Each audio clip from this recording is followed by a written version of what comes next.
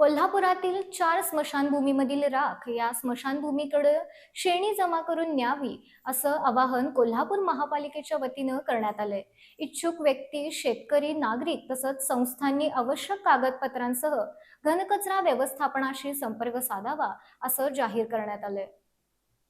कोल्हापूर शहरातील पंचगंगा, कदमवाडी, कसबा बावडा आणि बापट कॅम्प या चारही स्मशानभूमींमध्ये कोल्हापूर महापालिकेमार्फत मोफत अंत्यविधीची सुविधा दिली जाते. अंत्यविधीनंतर निर्माण होणारी रक्षा म्हणजेच राख ही रक्षा कुंडामध्ये संकलित केली जाते. या रक्षेचा महापालिकेला उपयोग नसल्यानं ती शेतीच्या कामकाजासाठी इच्छुक शेतकरी, सामाजिक संस्था आणि नागरिकांना उपलब्ध करून देण्याचा निर्णय घेण्यात आलाय. या रक्षेच्या मोबदल्यात संबंधितांनी महापालिकेच्या या स्मशानभूमींना शेणीचा पुरवठा करणं आवश्यक आहे. रक्षा घेऊन जाण्यासाठी संबंधितांना स्वतःचं वाहन आणि मनुष्यबळाची व्यवस्था करावी लागणार आहे.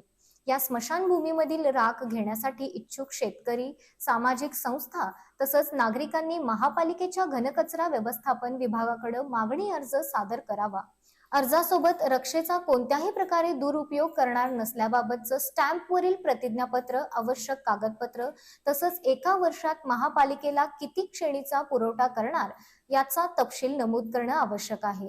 महापालिकेला जास्तीत जास्त शेणीचा पुरवठा करणाऱ्या शेतकरी, सामाजिक संस्था आणि नागरिकांना उपलब्धतेनुसार स्मशानभूमीतील राख देण्यात येणार आहे. त्यामुळे इच्छुकांनी आवश्यक कागदपत्रांसह घनकचरा व्यवस्थापन विभागाकडे अर्ज सादर करावा असं आवाहन कोल्हापूर महापालिकेच्या वतीनं करण्यात आलंय.